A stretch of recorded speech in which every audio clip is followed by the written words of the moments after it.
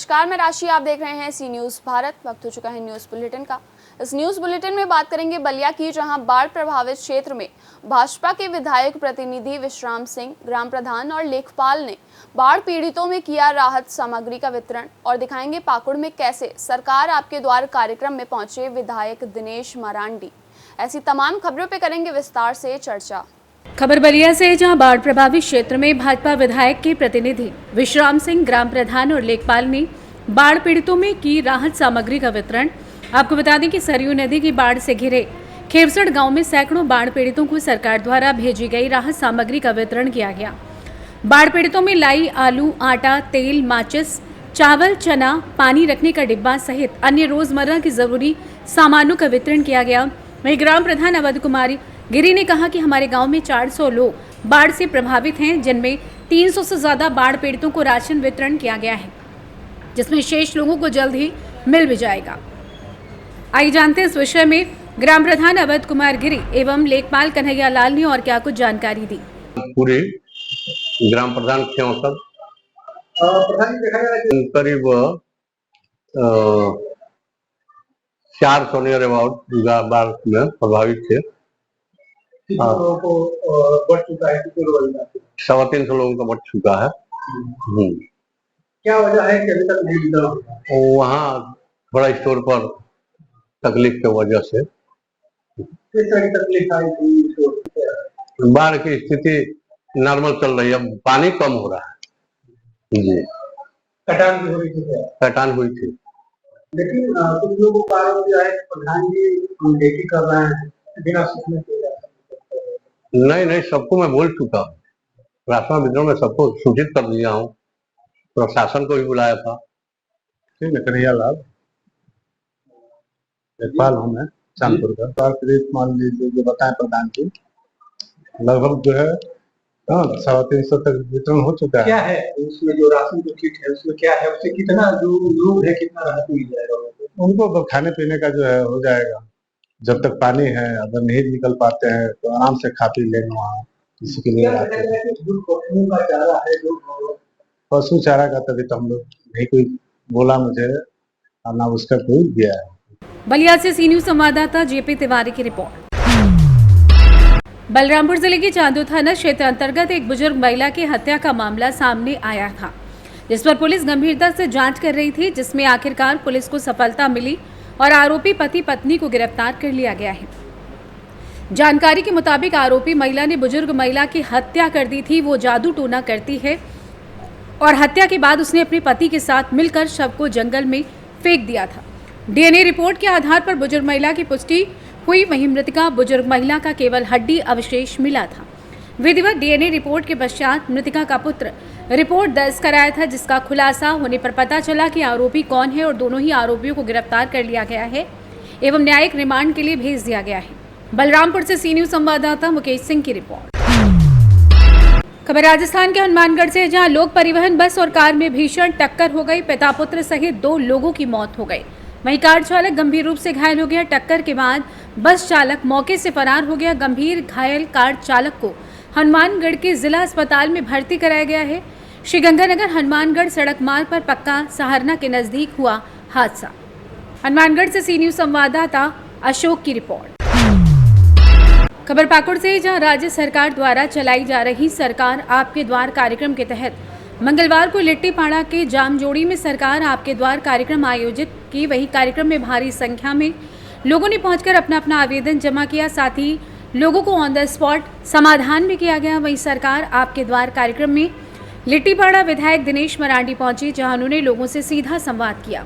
इस दौरान उन्होंने परिसंपत्तियों का भी वितरण किया। साथ ही उन्होंने उपस्थित पदाधिकारियों को निर्देश देते हुए कहा कि ग्रामीणों को किसी भी तरह के कार्यों में परेशानी न हो, इस बात का विशेष ध्यान दें। आइए जानते हैं इस विषय में विधायक लिट्टीपाड़ा दिनेश मरांडी ने और क्या कुछ कहा। हम लोग आज 4 जगह का भ्रमण कर रहे हैं, जैसे कि एक कोहड़ा हो गया, अभी हम लोग जामजोड़ी में हैं, इसके बाद हिरणपुर में केंदुआ और डांगापड़ा में हिरणपुर ब्लॉक में। तो सभी जगह हम लोग समीक्षा कर रहे हैं, किसी भी प्रकार के सारे पदाधिकारी हैं कि नहीं, पदाधिकारी लोगों से बात करके संवाद कर रहे हैं कि नहीं, और किसी प्रकार का कोई दिक्कत है तो जैसे तो उसको हम लोग ऑन द स्पॉट ही करने का प्रयास कर रहे हैं। और सरकार की जो भी योजना है, जो झारखंड के अंतिम पावदान में लोग खड़े हैं, उनको उनकी लाभ मिल जाए, उसके लिए हम लोग प्रयास करते हैं। सर, ग्रामीणों से मिले, क्या कुछ समस्या था, क्या आपने उनको सड़क के बारे में कुछ था, और किसी का जाति प्रमाण पत्र का बात है, किसी व्यक्ति का पेंशन नहीं बना है, तो वो लोगों को हम लोग समझाए हैं कि अगर आज कोई भी व्यक्ति अगर 5 बजे तक एप्लीकेशन नहीं देता है, तो अगल बगल के किसी भी सरकारी योजना में, जहाँ पर आपकी सरकार आपकी योजना आपके द्वार का प्रोग्राम चल रहा है किसी पंचायत, तो वहाँ भी जा करके वो एप्लीकेशन दे सकते हैं। और उनका ऐसे नहीं है कि वहाँ एप्लीकेशन नहीं लिया जाएगा, तो उनको समझाया जा रहा है कि आज जो भी नहीं दे रहे हैं, किसी कारणवश बाहर हैं, तो वो कल भी दे सकते हैं। परिसंपत्ति का भी वितरण किया गया? परिसंपत्ति का सारा वितरण किया गया है, जिसमें पेंशन है, मैया योजना है, साड़ी धोती है, आवास है, और सखी मंडल को उनका जो राशि है वो भी हम लोग उपलब्ध कराएं हैं। सर, मुख्यमंत्री को क्या कुछ कहना चाहेंगे आपकी तरफ से इसी तरह का जो कार्यक्रम चलाया जा रहा है? देखिए, मुख्यमंत्री हम लोग को जो मुख्यमंत्री है बहुत युवा हैं, यशस्वी हैं। हर समय मुख्यमंत्री जी को हम लोग डिस्टर्ब करना समझदारी नहीं है।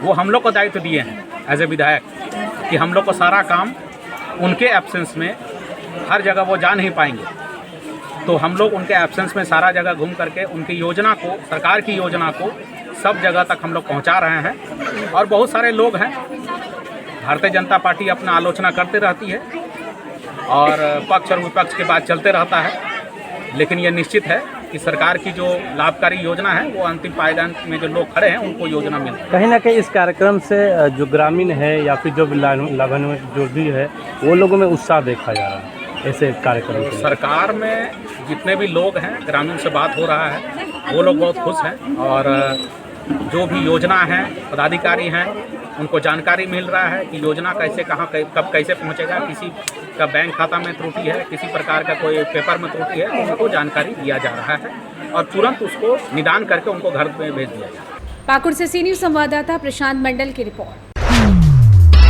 नर्मदापुरम जिले की सिवनी मालवा नगर पालिका की सीमा क्षेत्र वृद्धि होने जा रही है। नगर पालिका से लगे हुए ग्रामीण क्षेत्र जो अधिकतर नगर पालिका सीमा में बसाहट हैं, इसके अलावा सिवनी मालवा सीमा वृद्धि क्षेत्र से संबंधित प्रारंभिक प्रस्ताव का प्रकाशन मध्य प्रदेश राज्य पत्रक द्वारा दिनांक 26 जुलाई 2024 को हो चुका है। इसमें ग्रामीण क्षेत्रों में नगर पालिका की सीमा में सम्मिलित होने के लिए दावे आपत्ति बुलाई गई है।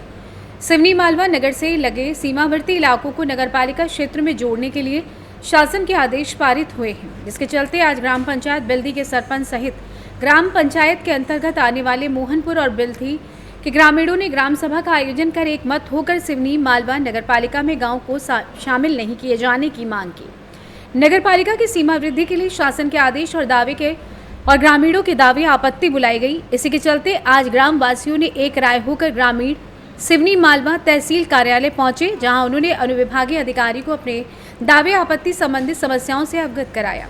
एसडीएम सरोज परिहार, तहसीलदार राकेश खजूरिया ने ग्रामीणों की समस्याओं को सुना और मौके पर ही पटवारी और आरआई को बुलाकर नगरपालिका क्षेत्र का नक्शा देखा और उनकी समस्याओं को शासन द्वारा बनाई गई स्थानीय कमेटी में इस बात को रखकर समस्या के निराकरण की बात कही गई। जबरदस्ती की जा रही है, क्योंकि ग्रामीण क्षेत्र में 70% लोग मजदूर वर्ग है और इतनी दूर नगरपालिका में आना जाना अपने व्यवस्था के लिए बाकी इस नगरपालिका से जो भी काम करने के लिए बहुत असंभव है। और दूसरी बात है कि एक सार्वजनिक साधन भी नहीं है। बिल्दी सीनी नगरपालिका से 5 किलोमीटर दूर पड़ता है, जो सार्वजनिक साधन भी नहीं है। आज व्यक्ति वहाँ से 5 किलोमीटर आने के लिए 100-200 रुपये ऑटो में खर्च करेगा, तो उसका कैसा व्यवस्था बनेगी। मजदूर वर्ग के लोग हैं वहाँ अधिकतर। यहाँ पूरी ग्राम पंचायत बिल्दी के सभी जो ग्रामवासी है वो आज तहसील कार्यालय में इसलिए उपस्थित हुए हैं क्योंकि परिसीमन के दौरान हमारी पंचायत को नगरपालिका में शामिल किया जाना था, जिसका कि हम सभी ग्रामवासी पुरजोर विरोध करते हैं। हमें जितनी भी योजनाएं हैं, सारी योजनाओं का फ़ायदा हमें पंचायत में मिल जाता है। साथ में सबसे बड़ा जो हमारे पास एक अधिकार होता है वो हमारा मुखिया चुनने का, जो कि हमें कम वोटरों के साथ भी मिल जाता है कि हम अपने सरपंच चुन सकें। हमारे ग्राम पंचायत में 3 गांव आते हैं, मोहनपुर, बिल्दी और बिटारिया धपाड़िया। उन तीनों ने नगरपालिका की सीमा में शामिल होने से मना कर दिया है। साथ ही लगभग 60 से 70% जो वहाँ लोग रहते हैं वो मज़दूर वर्ग के हैं, जो या तो मज़दूरी करते हैं या सिवनी में आकर किसी किराने की दुकान पर काम करते हैं या खुद ही कहीं मज़दूरी का काम करते हैं खेतों में। अगर वो हम यहाँ जुड़ जाते हैं तो हमें छोटे छोटे कार्यों के लिए नगर पालिका आना पड़ेगा। दिन भर की मजदूरी के कारण व्यक्ति ग्राम पंचायत में भी उपस्थित नहीं हो पाता है, तो फिर नगर पालिका में आना इतना आसान नहीं होता है। और नल जल योजना हो, चाहे रोड हो, चाहे नाली हो, ये हम सब अपने मुखिया के थ्रू पूरा करवा लेते हैं। मंगल भवन हमारे यहाँ उपस्थित है, हम उनका संचालन भी बहुत अच्छे से सभी ग्रामवासी मिलके करते हैं। अब नगर पालिका में अगर हम शामिल हो जाते हैं तो हमसे पूरे अधिकार छीन लिए जाएंगे। हम लोग नगर पालिका में नहीं जुड़ने के बाबत में आवेदन दिया था ग्राम पंचायत बिल्दी से। क्या चाहते हो आप? हम लोग नगर पालिका में जुड़ना नहीं चाहते क्योंकि हमको पंचायत से सारी सुविधाएं मिल रही हैं। नगर पालिका की सीमा वृद्धि को लेकर जो प्रकरण प्रस्तावित है उसमें हमने ग्रामीण जनों से और दावे आपत्ति के लिए हमने इश्तहार जारी किया था, जिसके तारतम्य आज पूर्व में ही मतलब समय सीमा में ग्राम बिल्दी और भरदाई के लोगों ने अपनी दावा आपत्ति प्रस्तुत की थी, जिसके निराकरण के लिए आज हमने उनको बुलाया था समक्ष में। तो इसके लिए उन्होंने समक्ष में अपनी आपत्ति पेश की कि हमको शामिल न किया जाए या एक सीमा तक शामिल किया जाए। तो उसके संबंध में आज हमने सुनवाई की है और जो जांच कमेटी इसके लिए बनी है, जिसमें हम 5 अधिकारी कमेटी में मेंबर हैं। मैं हूँ, तहसीलदार हैं, सीओ सीएमओ हैं और एक सीएमओ कार्यालय से उई के हैं। तो हम कमेटी जो भी निरीक्षण करके नियमानुसार परीक्षण करके उसका दावे आपत्ति का निराकरण की कार्रवाई की जाएगी। सिवनी मालवा से सी न्यूज़ संवाददाता संतोष चंदेल की रिपोर्ट। विद्या भारती सरस्वती शिशु मंदिर नरसिंहगढ़ में ग्राम भारती जिला दमोह द्वारा मार्गदर्शक विद्या भारती का 35वां समूह खो खो एवं कबड्डी क्रीड़ा प्रतियोगिता आयोजित की गई। इसमें 16 विद्यालयों से 178 भैया और 97 बहनें सम्मिलित हुए, जिसमें 38 संरक्षक, आचार्य दीदी और 10 निर्णायक बंधु उपस्थित रहे। वहीं भैया बहनों को शारीरिक मानसिक रूप से हष्टपुष्ट बनाने के लिए इस प्रकार की प्रतियोगिताओं का आयोजन प्रत्येक जिले में विद्या भारती द्वारा किया जाता है। अब जो जिले से भैया बहनों की टीमें विजेता हुई वो प्रांत के लिए खेलने के लिए प्रत्येक जिले से जाएंगी। इसके बाद जो जीतता है वो जाता है, अखिल भारतीय स्तर तक खेलने के लिए टीम जाती है। प्रतियोगिता के उद्घाटन समारोह में उपाध्यक्ष जिला पंचायत दमोह डॉक्टर मंजू कटारे, मुख्य अतिथि सचिव ग्राम भारती दमोह राजेश दुबे, विशिष्ट अतिथि हाई स्कूल प्राचार्य नरसिंहगढ़ शीलचंद्र जैन उपस्थित रहे। इसके बाद सभी टीमों के मैच चले। समापन सत्र में अध्यक्ष विद्या भारती मध्य क्षेत्र विवेक शेंडिये, मुख्य अतिथि अध्यक्ष मध्य प्रदेश राज्य पिछड़ा वर्ग आयोग कैबिनेट मंत्री दर्जा प्राप्त रामकृष्ण कुसमरिया, विशिष्ट अतिथि राज्य मंत्री संस्कृति पर्यटन धार्मिक न्यास एवं धर्मस्य विभाग मध्य प्रदेश शासन धर्मेंद्र सिंह, ब्रजेश कुमार पाठक, राजा साहेब, लालजी पटेल, ग्राम भारती दमोह के जिला समन्वयक नर्मदा प्रसाद रायकुमार, जिला सह समन्वयक लक्ष्मी प्रसाद चक्रवर्ती, विद्यालय के प्राचार्य राजाराम मिश्रा, बद्री प्रसाद गुप्ता और समस्त आचार्य परिवार उपस्थित रहा और इस प्रतियोगिता को संपन्न कराया। प्रतियोगिता में नरसिंहगढ़ के भैया बहनों की टीम ने फाइनल मुकाबला जीता और खो खो में बांसा कला के भाइयों ने और भूरी विद्यालय की बहनों ने फाइनल मुकाबले जीते। अंत में श्री राजा भैया ने आभार व्यक्त कर कार्यक्रम को समाप्त किया। दमोह नरसिंहगढ़ से सी न्यूज़ संवाददाता संतोष मोदी की रिपोर्ट। खबर दमोह से है, जहां खेल परिसर मैदान पर सीएम राइज विद्यालय के तत्वाधान में आयोजित जिला स्तरीय क्रिकेट प्रतियोगिता ने खिलाड़ियों और क्रिकेट प्रेमियों का ध्यान आकर्षित किया। इस कार्यक्रम का उद्घाटन एक भव्य समारोह के साथ हुआ, जिसमें जिले के विभिन्न ब्लॉकों के प्रतिभाशाली क्रिकेट खिलाड़ियों ने अपने कौशल का प्रदर्शन किया। कार्यक्रम की शुरुआत करते हुए मुख्य अतिथि प्रशांत त्रिवेदी, जिला क्रीड़ा अधिकारी छतरपुर ने खेल के महत्व पर प्रकाश डाला। उनके साथ बक्सवाहा पुलिस का प्रतिनिधित्व उप निरीक्षक खुमान सिंह और एमपी गॉड उप निरीक्षक द्वारा किया गया, जिन्होंने इस आयोजन की गरिमा को बढ़ाया। आज इसी मैदान पर 17 वर्ष जूनियर वर्ग के खिलाड़ियों का चयन किया जाएगा, जो कि आगामी मैचों और प्रतियोगिताओं के लिए तैयार होंगे। इस प्रकार जिला स्तरीय क्रिकेट प्रतियोगिता ने खेल की दुनिया में एक नया आयाम जोड़ते हुए युवा प्रतिभागियों को संवारने का महत्वपूर्ण कार्य किया है। दमोह से सी न्यूज़ संवाददाता संतोष मोदी की रिपोर्ट। ग्वालियर में एक 14 साल की छात्रा के साथ दुष्कर्म किए जाने का मामला सामने आया है। छात्रा जब एक्स्ट्रा क्लास लेने कोचिंग सेंटर गई थी, तभी छात्रा को बहलाकर 2 पड़ोसी लड़के अपने साथ ले गए और होटल में ले जाकर एक लड़के ने वारदात को अंजाम दिया। दोनों आरोपी विशेष समुदाय के बताए जा रहे हैं। पुलिस ने दोनों आरोपियों को नामजद करके मुख्य आरोपी को हिरासत में ले लिया है, जबकि दूसरे आरोपी की तलाश की जा रही है। पुरानी छावनी क्षेत्र में रहने वाले एक नाबालिग 1 अगस्त को एक्स्ट्रा क्लास लेने महाराजपुरा थाना अंतर्गत डीडी नगर में एक कोचिंग सेंटर पर गई थी। क्लास में समय था, इसलिए कोचिंग के बाहर बैठी थी। इसी बीच स्कूटी सवार 2 पड़ोसी लड़के आ गए। इनमें एक आरोपी का नाम साहिल खान है, जबकि दूसरे आरोपी का नाम समीर खान बताया गया। छात्रा दोनों लड़कों को जानती थी क्योंकि दोनों ही उसके पड़ोसी हैं। यही वजह है कि उनसे बात करने लगी। साहिल घुमाने और चाय नाश्ते के बहाने छात्रा को शताब्दीपुरम स्थित एक होटल पर ले गया, जबकि साहिल का साथी समीर होटल के बाहर खड़ा रहा। इस दौरान साहिल छात्रा को होटल के कमरे में ले गया, जहां छात्रा से ज़बरदस्ती करने लगा। छात्रा ने विरोध किया तो साहिल ने उसकी पिटाई लगा दी और उसके बाद गलत कार्य किया। वारदात के बाद आरोपी छात्रा को घटना के बारे में किसी को नहीं बताने की धमकी देकर भाग निकले। तत्पश्चात पीड़िता कोचिंग गई और उसके बाद अपने घर पहुंची। घर पर पहुंचकर छात्रा ने अपने माता पिता को घटना की पूरी जानकारी दी। बाद में पीड़िता अपने पेरेंट्स के साथ थाने पहुंची और अपनी आप बीती सुनाई। वहीं पुलिस ने पीड़िता की शिकायत पर आरोपी साहिल खान और उसके साथी समीर खान के विरुद्ध दुष्कर्म और पोस्को एक्ट की धाराओं में केस दर्ज कर लिया है। फिलहाल पुलिस पकड़ से बाहर आरोपी समीर खान की सरगर्मियों से तलाश की जा रही है। आइए जानते हैं इस विषय में अतिरिक्त पुलिस अधीक्षक हेडक्वार्टर ग्वालियर निरंजन शर्मा ने और क्या कुछ कहा। घटना आई है, क्या पूरा मामला है? महाराजपुरा थाने में एक नाबालिग छात्रा द्वारा 14 वर्ष की है, उसके द्वारा रिपोर्ट दर्ज कराई गई है कि वो पुरानी छावनी के सामने रवि सिकरवार के यहाँ कोचिंग पढ़ने जाती है और कोचिंग में थोड़ा टाइम से पहले पहुँच गई थी। तो वहाँ उनकी कॉलोनी के 2 लड़के थे। दोनों लड़कों ने कहा कि भी टाइम है तो अपन घूम के आते हैं, और अपन विश्वास में उसको मोटरसाइकिल पे ले गए और वहाँ पे शताब्दीपुरम में सिग्नेचर होटल में ले गए। वहाँ पे चाय पानी पिलाने के बहाने उसके साथ में दुष्कर्म किया। एक युवक ने दुष्कर्म किया, दूसरा वहाँ पे निगरानी करता रहा। जब लौट और फिर बाद में उसको मोटरसाइकिल से वहाँ कोचिंग पर छोड़ दिए। जब वो लौट के गई तो उसने अपने परिजनों को घटना के बारे में बताई और फिर उसके द्वारा महाराजपुरा थाने में आकर रिपोर्ट दर्ज कराई गई।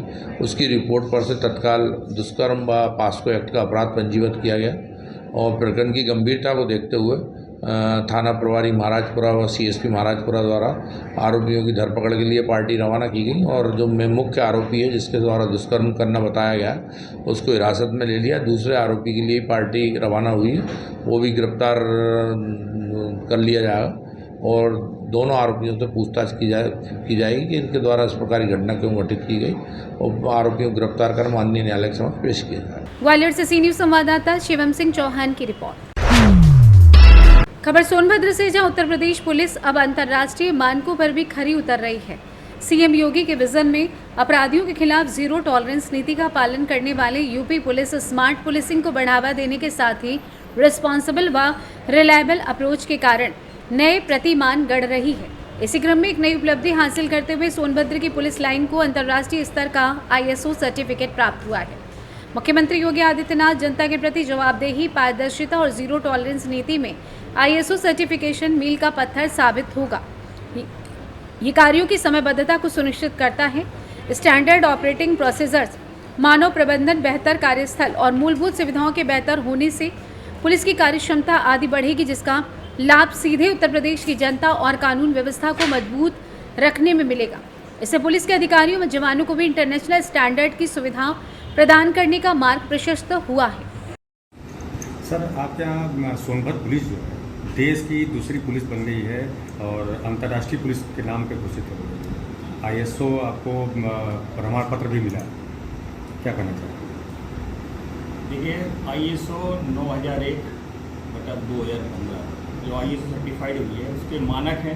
उन मानकों पर हमारी जो सिस्टम है, वर्किंग सिस्टम है, जो रखरखाव है, जो हमारी क्वालिटी मैनेजमेंट है, उसके अनुरूप पाई गई है। इसलिए हम लोगों को सोनभद्र रिजर्व पुलिस लाइन को ISO सर्टिफाइड किया गया।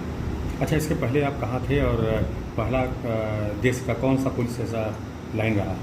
देखिए, इससे पहले मैं जनपद मुजफ्फरनगर में प्रतिसार निरीक्षक के पद पर था और वो पहली पुलिस लाइन थी जो ISO सर्टिफाइड हुई।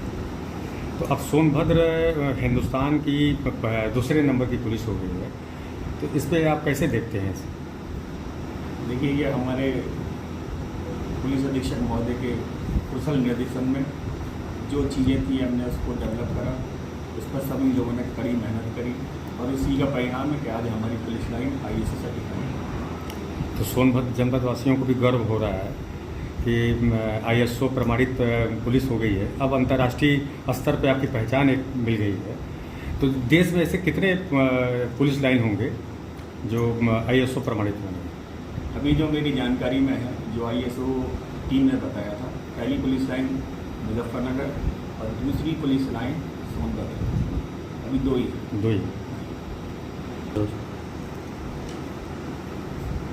अच्छा, सोनभद्र ये पुलिस जो है, पुलिस लाइन, इसमें क्या क्या खासियत आप देखते हैं? देखिए, अभी कप्तान साहब द्वारा बैडमिंटन कोर्ट इंटरनेशनल लेवल का गेम है, बॉक्सिंग रिम है और TT रूम है, उसके अलावा कैरम है, शतरंज है। उसके लिए बनाया गया पूरा बिल्डिंग बनाई गई है, तैयार की गई है, जिससे कर्मचारियों को ज़्यादा से ज़्यादा सुविधाएं मिल सकें। हमारा स्टोर है, हमारी आर्मरी है और जो हमारी विंग्स हैं, वो सभी में एक नेक्स्ट लेवल का काम करा गया, उनको उस स्तर पर लाया गया जिससे कि हम ISO सर्टिफाइड हो सकें। सर, सोनभद्र पुलिस अब अंतर्राष्ट्रीय एक पहचान मिल गई है, ISO प्रमाणित हो गई है, कैसे देखते हैं?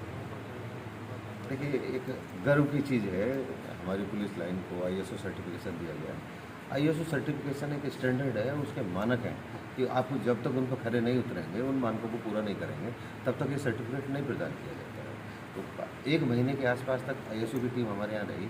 उन्होंने सभी चीज़ों को एक तरफ से देखा, गेट में प्रवेश से लेकर एंट्री तक भी देखा, रजिस्टरों को भी देखा, साफ़ सफाई की व्यवस्था, साइन बोर्ड, कार्यालय में रजिस्टरों का रखरखाव, डॉक्यूमेंटेशन, ये जवानों के लिए क्या सुविधाएं हैं, उनके परिवारों के लिए क्या सुविधाएं हैं, फैमिलीज़ के लिए क्या सुविधाएं। तो आपने देखा होगा कि कॉक फिटनेस क्लब जवानों के लिए बहुत अच्छा है, बैडमिंटन कोर्ट का निर्माण है, इधर टेबल टेनिस है, बच्चा पार्क है, उधर पीछे जाएंगे बच्चों के लिए, और कैंटीन की स्टैंडर्ड व्यवस्था है जहाँ पर रियायती दरों पर सामान उपलब्ध कराया जाता है। जो भी यहाँ पर हमारे डॉक्यूमेंट्स हैं, उन सब का डिजिटलाइजेशन किया जा चुका है, जो कि बहुत ज़्यादा सुरक्षित माना जाता है डिजिटलाइजेशन, और हम इस और लगातार कार्य कर रहे हैं कि इस स्टैंडर्ड को बनाए रखें। सर, सोनभद्र पुलिस के लिए एक गर्व की बात है कि ISO प्रमाणित हुआ है, और 1 महीना रह के यहाँ देख गए, आप इस चीज़ों को अपने से परखे हो, इसको कैसे देखते हैं, कैसे आप लोग मेंटेन कर सकते हैं? हाँ, नहीं, देखिए, ये कोई चीज़ स्टार्ट करना अलग होता है, लेकिन उसे मेंटेन करना और भी कठिन है। इसके लिए हमने पूरा प्रयास है कि जो स्टैंडर्ड हमने बनाया ये मेंटेन रहे और चलता रहे। इससे भी अच्छी सुविधाएं हम अपने जवानों के लिए उपलब्ध कराएं, या उनके परिवारों को उपलब्ध कराएं, हम ऐसा प्रयास कराएंगे। जनता से सर, पुलिस का जो व्यवहार है वो सोनभद्र में बहुत अच्छा देखा जाता है, जिसको लेकर भी बहुत तारीफ हुई है, इस पर क्या कहते हैं? हाँ, देखिए, जनता की समस्याओं का निस्तारण करना ही पुलिस का सबसे बड़ा दायित्व है। आपने देखा होगा कि नॉर्मली हम लोग कार्यालय में 2 या 3 बजे तक नॉर्मली बैठ जाते हैं, 10 से 3 बजे तक बैठते हैं। हालांकि 10 से 12 का टाइम है, हम लोग एक्स्ट्रा फिर भी टाइम देते हैं, और हमें कभी भी कॉल पे भी बात करें, फ़ोन पे बात करें, आवाज़ पे भी आ जाए, उसको भी हम हैंडल करते हैं। और कभी भी कॉल आए तो हम उसे फ़ोन को भी रिसीव करते हैं। आपने देखा होगा, आपकी कॉल भी किसी की भी आती होगी तो हम उसे बैक भी कॉल करते हुए, तो इसका पूरा ध्यान रखे जाते हैं। IGRS में जो शिकायत प्रार्थना पत्र आते हैं, हम कोशिश करते हैं कि उनका निस्तारण एक स्टैंडर्ड के रूप में हो, कि वो निराश न हो, संतोषजनक, हाँ, वो उससे संतुष्ट हो। तो सर, ये देखते हैं कि सोनभद्र एक नक्सल प्रभावित और बिहार इलाका है, फिर भी जो है एक इलाके से दूसरे इलाके में तुरंत कार्रवाई, तो ये भी एक प्रमाण देने का कारण रहा होगा। क्योंकि आपने देखा होगा कि सोनभद्र में काफ़ी पहले के नक्सल की घटना हुई है, एक काफ़ी लंबा समय हुआ है जिसमें कोई नक्सल की घटना नहीं हुई है। ये पुलिस के लिए सौभाग्य है कि, और सोनभद्र की जनता के लिए भी अच्छी बात है कि इस तरह की कोई घटना नहीं हुई है। इसमें जिला प्रशासन और पुलिस सभी ने मिलकर अच्छा कार्य किया, जिससे कि ये नक्सलवाद को कंट्रोल किया जा सके। सोनभद्र से सी न्यूज़ संवाददाता कुंदन चौधरी की रिपोर्ट। फिलहाल के लिए इस बुलेटिन में बस इतना ही। देश दुनिया की तमाम खबरों के लिए आप देखते रहिए सी न्यूज़ भारत।